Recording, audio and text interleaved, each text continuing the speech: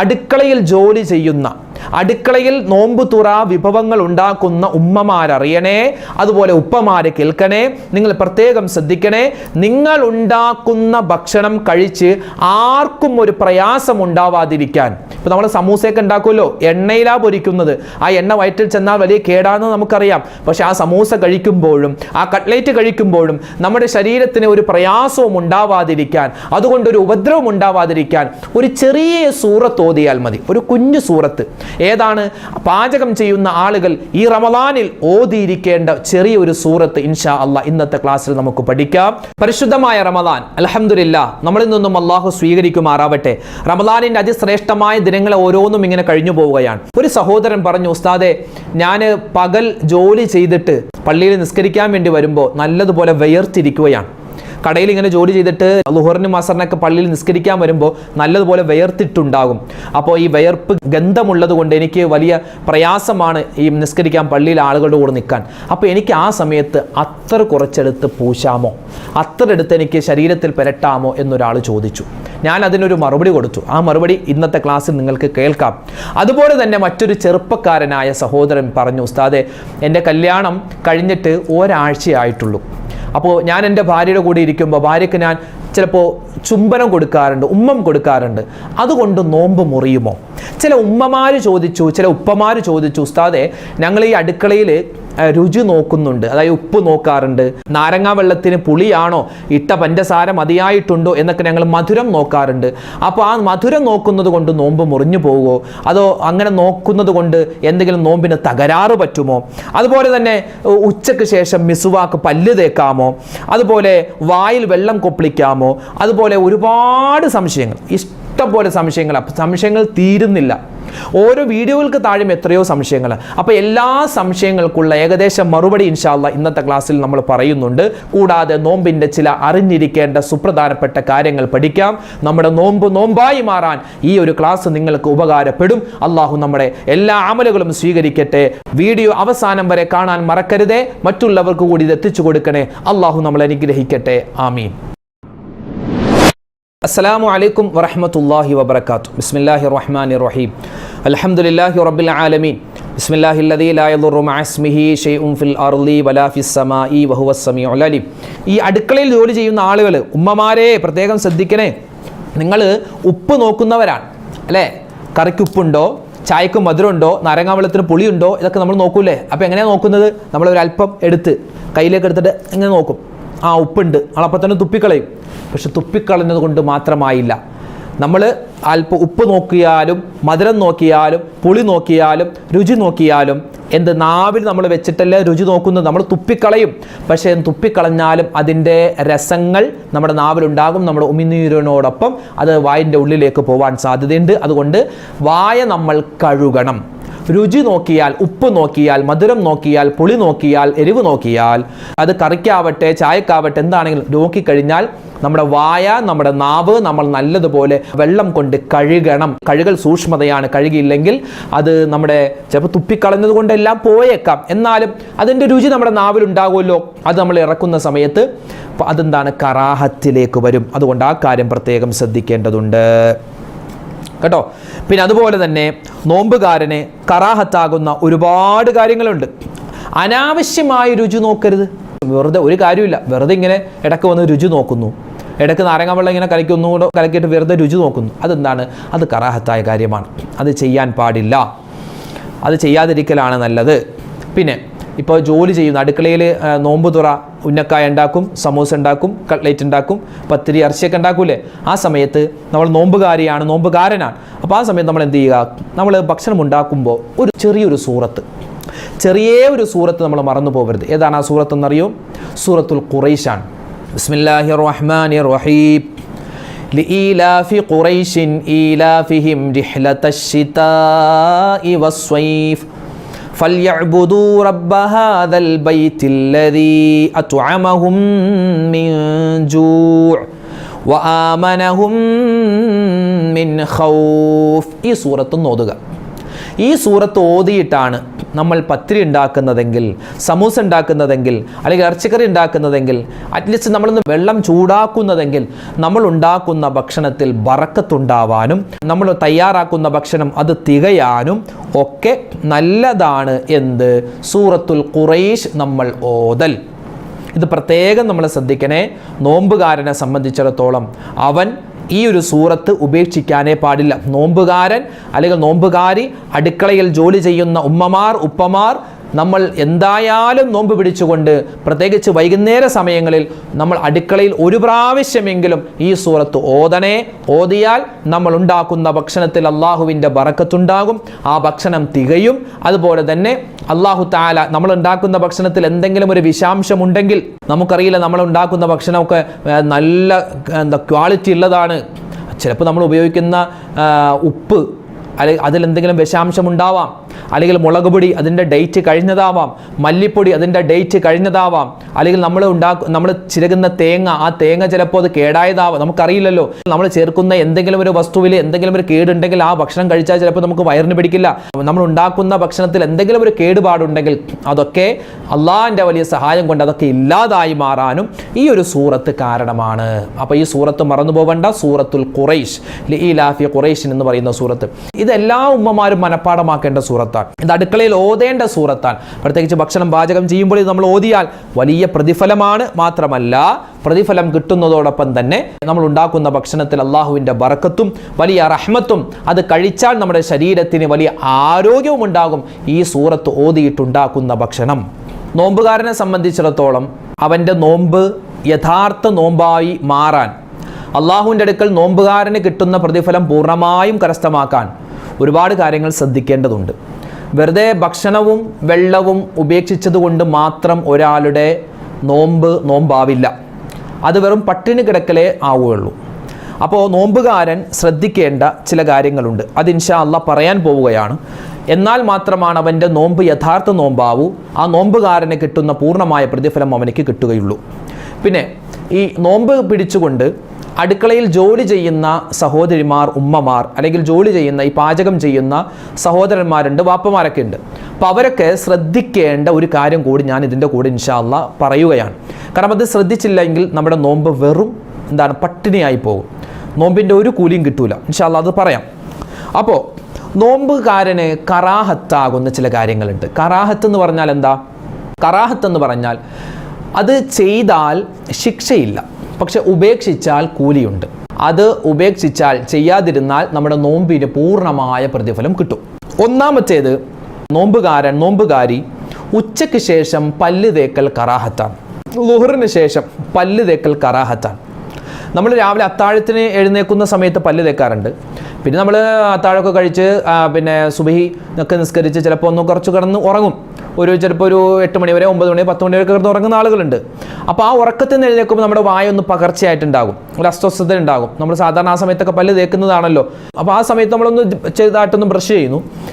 അതല്ലാതെ ഉച്ചയ്ക്ക് ശേഷം വീണ്ടും നമ്മൾ പല്ല് തേക്കൽ എന്താണ്? കറാഹത്താണ്. അത് പാടില്ലെന്ന് പറഞ്ഞാൽ അനാവശ്യമായി അത് ചെയ്യാൻ പാടില്ല. ചെയ്യൽ എന്താണ്? കറാഹത്താണ്. അതായത് പല്ല് തേക്കാതിരുന്നാൽ കൂലിയുണ്ട്, പല്ല് തേച്ചാൽ ശിക്ഷയൊന്നുമില്ല. അതാണ് കറാഹത്ത്. അപ്പോൾ നോമ്പുകാരൻ ഉച്ചയ്ക്ക് ശേഷം മിസ്വാക്ക് ചെയ്യൽ എന്താണ്? കറാഹത്താണ്. പിന്നെ വെറുതെ ഒരു വസ്തു ചവക്കുക, അത് കറാഹത്താണ്. ഇന്ന് ഒരുപാട് ചെറുപ്പക്കാരുകളും ഒക്കെ ചെയ്യുന്ന ഒരു പരിപാടിയാണ് വെറുതെ. ഇപ്പോൾ നോമ്പല്ലേ, ഇപ്പോൾ ഒന്നും കഴിക്കാൻ പാടില്ല. അപ്പോൾ അതുകൊണ്ട് വെറുതെ ഇരിക്കുന്ന സമയത്ത് ഒരു നൂല്, നമ്മുടെ ഈ ഷർട്ടിൻ്റെ അല്ലെങ്കിൽ നെയ്റ്റിയുടെ, ചുരിദാറിൻ്റെ ഒക്കെ കുറച്ച് നൂലൊക്കെ എടുത്ത് വായിലൊക്കെ വെച്ചിട്ട് ചവച്ചുകൊണ്ടിരിക്കുക. അല്ലെങ്കിൽ ബട്ടൺസ് വെറുതെ ഇട്ടിങ്ങനെ ചവക്കുക, അത് പാടില്ല. അല്ലെങ്കിൽ നഖം കടിക്കുക, ഈ നഖം ഇങ്ങനെ കടിച്ചിട്ട് ഞങ്ങൾ മിഴുങ്ങുന്നില്ലല്ലോ ഉസ്താദെ, അതാണ് ചോദിക്കാൻ. നഖം തിന്നുന്നില്ല, തുപ്പിക്കളയൂലേ? വേണ്ട, നോമ്പുകാരന് കറാഹത്താണ്. നമ്മുടെ ഈ വിരലിൻ്റെ ഈ ഭാഗത്ത് ചിലപ്പോൾ ചെറിയ പൊറ്റ പോലെ അല്ലെങ്കിൽ ഒരു ചെറിയ തൊലി പോലെ നിവർന്നിരിക്കും, അത് നമ്മളിങ്ങനെ കടിച്ചിങ്ങനെ കളയുക. നോമ്പുകാരൻ പകലിൽ ആ പണി ചെയ്യണ്ട. ചെയ്തു എന്ന് വെച്ച് നോമ്പ് മുറിഞ്ഞു പോകുന്നില്ല, പക്ഷേ ചെയ്യാതിരുന്നാൽ കൂലിയുണ്ട്. ചെയ്താൽ ശിക്ഷയില്ല, പക്ഷേ ചെയ്യാതിരുന്നാൽ കൂലിയുണ്ട്. ചെയ്യൽ കറാഹത്താണ്, അത് നമ്മൾ മനസ്സിലാക്കുക. റബ്ബർ ബാൻഡില്ലേ, അതൊക്കെ എടുത്ത് ഇങ്ങനെ കടിച്ചോണ്ടിരിക്കുക, ചവച്ചോണ്ടിരിക്കുക, അത് പാടില്ലാത്തതാണ്. അപ്പോൾ ആ കാര്യം ശ്രദ്ധിക്കണം. പിന്നെ നോമ്പുകാരി ഈ വുളു എടുക്കുന്ന സമയത്തൊക്കെ നമ്മൾ വായിൽ വെള്ളം എടുത്തിട്ടെങ്കിൽ തുപ്പിക്കളയാറുണ്ട്, വാ കഴുകാറുണ്ട്, മൂക്കിൻ്റെ ഉള്ളിൽ വെള്ളം കയറ്റി ചീറ്റാറുണ്ട്. പക്ഷെ നോമ്പുകാരൻ അത് ചെയ്യുമ്പോൾ പ്രത്യേകം ശ്രദ്ധിക്കണം. അത് അമിതമായാൽ നോമ്പ് മുറിഞ്ഞു പോകാൻ തന്നെ സാധ്യതയുണ്ട്. ചിലപ്പോൾ വായിലേക്ക് വെള്ളം ആക്കുമ്പോൾ ചിലപ്പോൾ ഇറങ്ങിപ്പോവാൻ സാധ്യതയുണ്ട്. അതുകൊണ്ട് അത് വളരെയധികം ശ്രദ്ധിക്കണം. പിന്നെ അതുപോലെ മൂക്കിൻ്റെ ഉള്ളിലേക്ക് വെള്ളമൊക്കെ ഇങ്ങനെ കയറ്റി ഇങ്ങനെ കഴുകുന്ന സമയത്ത് ഉള്ളിലേക്ക് നമ്മുടെ മൂക്കിൻ്റെ ഈ ഉൾഭാഗത്തേക്ക് പോയാൽ നോമ്പ് മുറിയാൻ സാധ്യതയുണ്ട്. അപ്പോൾ ആ പണിക്ക് നിൽക്കണ്ട. പിന്നെയോ നോമ്പ് തുറ താമസിപ്പിക്കൽ കറാഹത്താണ്. ഞാൻ പറഞ്ഞല്ലോ, ബാങ്ക് വിളിച്ചിട്ടും നോമ്പ് തുറക്കാതിരിക്കൽ കറാഹത്താണ്. പകൽ സമയത്ത് സുഗന്ധം ഉപയോഗിക്കൽ കറാഹത്താണ്. ഇപ്പം നല്ല വേർതിരിക്കുന്ന നല്ല ചൂടല്ലേ, നമ്മൾ പുറത്ത് പോയിട്ട് വീട്ടിലേക്ക് വരുമ്പോൾ പള്ളിയിലേക്കൊക്കെ നിസ്കരിക്കാൻ പറ്റും, നല്ല വേർതിരിക്കുന്ന സമയമാണ്. അപ്പോൾ ഈ വേർപ്പിൻ്റെ ഗന്ധം ഉള്ളത് കൊണ്ട് ആളുകൾക്ക് ബുദ്ധിമുട്ടാവണ്ട എന്ന് പറഞ്ഞ് നമ്മൾ അല്പം അത്ര എടുത്ത് കുറച്ച് സുഗന്ധം എടുത്ത് പൂശി എന്ന് വെച്ച് നോമ്പ് മുറിഞ്ഞൊന്നും പോവില്ല. അങ്ങനെ നമുക്ക് ശരീരം ഇങ്ങനെ വേർതിരിക്കുന്ന സമയത്ത്, ശരീരത്തിൽ നിന്നും ദുർഗന്ധം വരുന്ന സമയത്ത് നമുക്ക് എന്ത് ചെയ്യാം, നമുക്ക് സുഗന്ധം ഒരല്പം പൂശാം. പക്ഷെ അതെന്താണ്, പൂശാതിരിക്കലാണ് നല്ലത്. സുഗന്ധം തേച്ചു എന്ന് വെച്ച് അത്ര തേച്ചു എന്ന് വെച്ച് നോമ്പ് മുറിയില്ല, പക്ഷെ ചെയ്യാതിരിക്കലാണ് നല്ലത്. അപ്പോൾ ചില ആൾക്കാർ ചോദിക്കും, ഉസ്താദ് ഞങ്ങൾ വേർതിരിക്കുന്ന സമയത്ത് ഞങ്ങൾ കുളിക്കുമ്പോൾ ഈ സോപ്പ് തേക്കൂല, സോപ്പ് മണമുള്ളതല്ലേ, എല്ലാ സോപ്പിനും നല്ല മണമില്ലേ കുളി സോപ്പിന്, അപ്പോൾ അത് കറാഹത്താണോ? ഞാൻ പറയട്ടെ, സോപ്പ് എന്ന് പറയുന്ന വസ്തു അത് നമ്മൾ മണത്തിന് വേണ്ടി ഉപയോഗിക്കുന്നതല്ല, അത് അഴുക്ക് പോകാൻ വേണ്ടി ഉപയോഗിക്കുന്നതാണ്. സോപ്പ് എന്ന് പറയുന്ന വസ്തു അതെന്താ, അതിൻ്റെ ഗുണം, അത് നമ്മൾ എന്തിനാണ് വാങ്ങുന്നത്? നമുക്ക് ശരീരത്ത് മണമുണ്ടാവാനല്ല, മറിച്ച് നമ്മുടെ ശരീരത്തിലെ അഴുക്കുകൾ പോവാനാണ്. പിന്നെ സുഗന്ധമുണ്ടാകുന്നു, അത് രണ്ടാമത്തെ സെക്ഷൻ. അവ്വല് മഖ്സൂദ്, ആദ്യത്തെ ഉദ്ദേശം എന്താ, നമ്മുടെ ശരീരത്തിലെ അഴുക്കുകൾ പോവുക എന്നതാണ്. അതുകൊണ്ട് സോപ്പ് ഉപയോഗിച്ച് നമ്മൾ കഴുകുന്നത് കൊണ്ടൊന്നും കുഴപ്പമൊന്നുമില്ല കേട്ടോ. പിന്നെയോ നമ്മൾ നോമ്പുകാരന് നോമ്പ് പിടിച്ചുകൊണ്ട് ചെയ്യാൻ പാടില്ലാത്തെന്ന് പറഞ്ഞാൽ ചെയ്യൽ ഉപേക്ഷിക്കലാണ് നല്ലത്, ചെയ്യാതിരിക്കലാണ് നല്ലത്. അതിൽപ്പെട്ട ഒന്നാണ് ഭാര്യയെ വികാരത്തോടു കൂടി ചുംബിക്കുക എന്നുള്ളത്. ഇപ്പോൾ നമ്മളൊരു യാത്ര പോകുന്നു, നമ്മുടെ ഉമ്മയുണ്ട്, വാപ്പയുണ്ട്, നമ്മുടെ മക്കളുണ്ട്, അപ്പോൾ എല്ലാവർക്കും നമ്മളൊന്ന് കെട്ടിപ്പിടിച്ചു, ഒരു ചുംബനം കൊടുത്തു, ഒരു ഉമ്മ കൊടുത്തു, മക്കളുടെ കവളിൽ ഒരു ഉമ്മം കൊടുത്തു. അതൊക്കെ എന്താണ്, സുന്നത്താണ്, അതൊക്കെ നല്ല കാര്യമാണ്. അതോടൊപ്പം തന്നെ ഭാര്യ ഒന്ന് കെട്ടിപ്പിടിച്ച് അവിടെ നെറുകിൽ അവിടെ തലയിൽ ഒന്ന് ചുംബനം കൊടുത്തു, അതെന്താണ്, അതൊരു സുന്നത്തായ കാര്യമാണ്, നല്ല കാര്യമാണ്. അതുകൊണ്ടൊന്നും നോമ്പ് മുറിയില്ല, നോമ്പിൻ്റെ ഒരു പ്രതിഫലവും നഷ്ടപ്പെടില്ല. പക്ഷേ വികാരത്തോടു കൂടി അവൻ ഭാര്യയെ ചുംബിച്ചു കഴിഞ്ഞാൽ അതെന്താണ്, നോമ്പ് മുറിയില്ല, പക്ഷേ അതെന്താണ്, നോമ്പുകാരന് കറാഹത്തായ കാര്യമാണ്. നോമ്പിൻ്റെ പ്രതിഫലം അല്പം കുറഞ്ഞു പോവാൻ സാധ്യതയുണ്ട്. അതുകൊണ്ട് പകലിൽ ആ ഒരു ചെയ്തി ചെയ്യാതിരിക്കലാണ് നല്ലത്. പിന്നെ അതുപോലെ തന്നെ അപ്പോൾ ഈ കാര്യം മറന്നു പോവണ്ട. അപ്പോൾ നോമ്പുകാരന് കറാഹത്താകുന്ന, ചെയ്താൽ ശിക്ഷയൊന്നും കിട്ടാൻ പോകുന്നില്ല, പക്ഷേ ഉപേക്ഷിച്ചാൽ വലിയ കൂലി കിട്ടുന്ന കാര്യങ്ങളാണ് നമ്മളിവിടെ പറഞ്ഞത്. അതുപോലെ തന്നെ നമ്മൾ ശ്രദ്ധിക്കേണ്ട ചില നോമ്പുമായി ബന്ധപ്പെട്ട മസാലകളും നമ്മൾ പറഞ്ഞിട്ടുണ്ട്. പിന്നെ നോമ്പുകാരന് അള്ളാഹുവേ എത്രമാത്രം കൂലിയാണ്. നമ്മൾ നല്ല വെയിലുള്ള സമയത്തല്ല നോമ്പ് പിടിക്കുന്നത്, നല്ല വെയിലുള്ള സമയത്ത് നമ്മൾ നോമ്പ് പിടിക്കുന്നത്. നോമ്പെന്ന് പറഞ്ഞാൽ അള്ളാഹുവിൻ്റെ റസൂൽ സല്ലല്ലാഹു അലൈഹി വസല്ലമ തങ്ങൾ പറയുന്നു, നോമ്പിനെ പറ്റി അള്ളാഹു തആല ഇത്രമാത്രം വാചാലനാകുന്നത് ഞാൻ വേറെ ഒരു അമലിനെ പറ്റിയും വേറെ ഒരു പ്രവൃത്തിയെ പറ്റിയും ഞാൻ കേട്ടിട്ടില്ലെന്നാണ് നബി തങ്ങൾ പറഞ്ഞത്.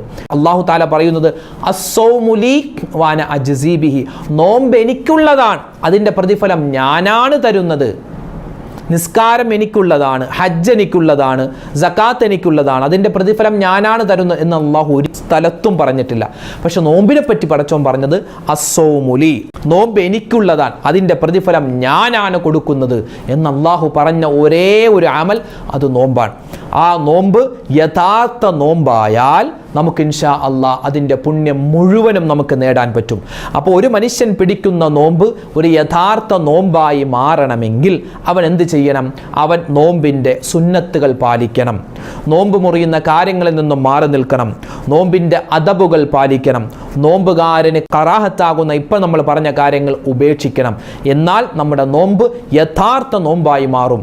അള്ളാഹു തആല നമ്മുടെയൊക്കെ നോമ്പിനെ നല്ല നോമ്പായി, അള്ളാഹുവിൻ്റെ അടുക്കൽ മഖ്ബൂലും മർലിയുമാകുന്ന, അള്ളാഹുവിന് തൃപ്തി കിട്ടുന്ന, അള്ളാഹു സ്വീകരിക്കപ്പെടുന്ന നോമ്പായി പടച്ച തമ്പുരാൻ കബൂലാക്കി അനുഗ്രഹിക്കുമാറാവട്ടെ എന്ന് 1000 വട്ടം ദുആരക്കുകയാണ്.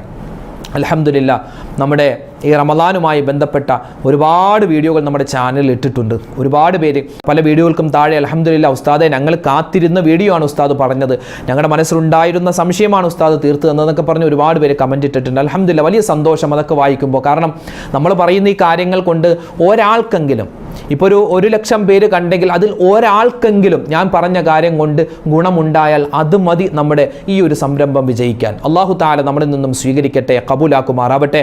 അൽഹംദുലില്ലാ, നോമ്പുമായി ബന്ധപ്പെട്ട് ഒരുപാട് കാര്യങ്ങൾ പറയുന്നുണ്ട്. ഇതൊക്കെ കേൾക്കുക. നിങ്ങൾ കേൾക്കുക മാത്രമല്ല, നിങ്ങൾ മറ്റുള്ളവർ കൂടി ഇത് എത്തിച്ചു കൊടുക്കുക. എങ്കിൽ അവരും നമുക്കറിയാത്ത പല കാര്യങ്ങളും ഇതിൽ പറയുന്നുണ്ടാവാം. അത് കേട്ടിട്ട് നമ്മൾക്ക് ജീവിതത്തിൽ അമൽ ചെയ്യാൻ പറ്റിയാൽ അത് മതി നമുക്ക് വിജയിക്കാൻ. അല്ലാഹു തആല നമ്മുടെ ഈ ഒരു പറച്ചിലും നമ്മുടെ ഈ ഒരു സദസ്സും ഒക്കെ പടച്ചവൻ പരിപൂർണമായി സ്വീകരിക്കുമാറാവട്ടെ. നബി സല്ലല്ലാഹു അലൈഹി വസല്ലമ തങ്ങളുടെ ഹദീസിൽ കാണാം, മൻ ഹളറ മജ്ലിസുൽ ഇൽമി ഫീ റമളാൻ, ഒരു മനുഷ്യൻ പരിശുദ്ധമായ റമളാൻ മാസത്തിൽ ഒരു ദീനിയായ ക്ലാസ് കേട്ടാൽ, ഒരു ദീനിയായ മജ്ലിസിൽ പോയി പങ്കെടുത്താൽ, അതായത് ഒരു ദീൻ പറയുന്ന, ഇൽമ് പറയുന്ന, ഖുർആനിനെ പറ്റി പറയുന്ന, ഹദീസിനെ പറ്റി പറയുന്ന, ഇതുപോലെ ദീനിയായ ചർച്ചകളുള്ള ഏതെങ്കിലും ഒരു മജ്ലിസിൽ പോയിരുന്ന, നമ്മുടെ മജ്ലിസ് അൽഹംദുലില്ലാ നമ്മളിവിടെ നല്ല കാര്യം മാത്രമാണ് പറയുന്നത്. അള്ളാഹിനെ പറ്റി പറയുന്നു, അള്ളാഹിൻ്റെ റസൂലിനെ പറ്റി പറയുന്നു, ഇസ്ലാമിൻ്റെ കാര്യങ്ങളെ പറ്റി പറയുന്നു, നോമ്പിനെ പറ്റി, നിസ്കാരത്തെ പറ്റി, ദിക്റിനെ പറ്റി, സ്വലാത്തിനെ പറ്റി പറയുന്ന ഈ ഒരു മജ്ലിസിൽ നമ്മൾ ഇരുന്നാൽ, ഈ മജ്ലിസ് നമ്മൾ കേട്ടാൽ, ഈ ഒരു ക്ലാസ് നമ്മൾ കേട്ടാൽ, അല്ലാഹു സുബ്ഹാനഹു വ തആല നമുക്ക് തരുന്നത് സ്വർഗത്തിൽ ഉന്നതമായ പദവിയാണ്. ജന്നാത്തുൽ ഫിർദൗസ് എന്ന സ്വർഗത്തിൽ ഏറ്റവും ഉന്നതമായ പദവിയുണ്ട്. അതായത് പ്രവാചകന്മാർ, അള്ളാഹുവിൻ്റെ ഔലിയാക്കൾ, ശുഹദാക്കൾ പോയിരിക്കുന്ന സദസ്സ്, അവിടെ പോയി നമുക്കും ഇരിക്കാനുള്ള മഹാഭാഗ്യം അള്ളാഹു തരും. ഈ റമളാനിൽ നമ്മൾ ഇൽമിൻ്റെ മജ്ലിസിൽ ഇരുന്നാൽ നമ്മുടെ പാപങ്ങൾ അള്ളാഹു പുറത്തു തരുമെന്നാണ്. ജീവിതത്തിൽ എത്രമാത്രം പാപം ചെയ്തിട്ടുണ്ടെന്നറിയില്ല. ചിലപ്പോൾ 5 ലക്ഷമാവാം, 10 ലക്ഷമാവാം, 15 ലക്ഷമാവാം. എത്രമാത്രം തെറ്റുകൾ ചെയ്തിട്ടുണ്ടോ ആ തെറ്റുകളെല്ലാം പൊറുക്കപ്പെടാൻ ഈ ഒരു ക്ലാസ് നിങ്ങൾ നല്ല രൂപത്തിൽ കേട്ട് അതിൽ പറയുന്ന കാര്യങ്ങൾ ജീവിതത്തിൽ അമൽ ചെയ്താൽ മാത്രം മതി. അതിന് അല്ലാഹു നമുക്ക് തൗഫീക്ക് നൽകുമാറാവട്ടെ. ഈ റമളാൻ നമുക്ക് അനുകൂലമായ സാക്ഷി നിൽക്കുന്നവരുടെ കൂട്ടത്തിൽ ഉൾപ്പെടാൻ അല്ലാഹു നമ്മളെ അനുഗ്രഹിക്കുമാറാവട്ടെ. ആമീൻ യാ റബ്ബൽ ആലമീൻ. ഈ റമളാനിലൊക്കെ നമ്മൾ പറയുന്ന ഓരോ വീഡിയോകൾക്ക് താഴെയും അതുപോലെ ദിക്റിൻ്റെ മജ്ലിസ്, സ്വലാത്തിൻ്റെ മജ്ലിസിലൊക്കെ ഒരുപാട് ആളുകളാണ് ദുആരക്കാൻ വസിയ്യത്ത് പറഞ്ഞിട്ടുള്ളത്. അല്ലാഹുവേ പടച്ചവനെ, ആരെല്ലാം ഞങ്ങളോട് ദുആരക്കാൻ പറയുന്നുണ്ടോ, ഞങ്ങളെ ഫോണിൽ വിളിച്ച് പറയുന്നവർ, നേരിട്ട് കണ്ട് പറയുന്നവർ, അതുപോലെ തന്നെ ഈ നമ്മുടെ വീഡിയോകൾക്ക് താഴെ കമൻറ്റ് എഴുതുന്നവർ, അല്ലാഹുവേ പടച്ചവനെ എല്ലാവരുടെയും മനസ്സിലുള്ള എല്ലാ ഹലാലായ മുറാദും നീ ഹാസിലാക്കി കൊടുക്കണേ അല്ലാ. എല്ലാ വിഷമങ്ങളും പ്രയാസങ്ങളും സങ്കടങ്ങളും നീ മാറ്റിക്കൊടുക്കണേ റഹ്മാനെ. രോഗങ്ങൾക്ക് ശിഫാ നൽകണേ അല്ലാ. ഈ റമളാൻ ഞങ്ങൾക്ക് അനുകൂലമാക്കണേ റഹ്മാനെ. അല്ലാഹുവേ പടച്ചങ്ങളുടെ മക്കളുടെ പരീക്ഷകൾ നടക്കുകയാണ്, പലതും കഴിഞ്ഞു, വരാനിരിക്കുന്നു. എല്ലാ മക്കളുടെയും എല്ലാ പരീക്ഷകൾക്കും നീ ഉന്നതമായ വിജയം കൊടുക്കണേ റഹ്മാനെ. അല്ലാഹു ഞങ്ങളിൽ നിന്ന് മരണപ്പെട്ടു പോയവർക്ക് നീ സ്വർഗം കൊടുക്കണേ അല്ലാ. ആമീൻ യാ റബ്ബൽ ആലമീൻ. ഇൻഷാ അല്ലാ നാളെ മറ്റൊരു വീഡിയോയുമായിട്ട് കാണാം. അല്ലാഹു നമ്മളെ അനുഗ്രഹിക്കട്ടെ. അസ്സലാമു അലൈക്കും വറഹ്മത്തുള്ളാഹി വബറകാതുഹു.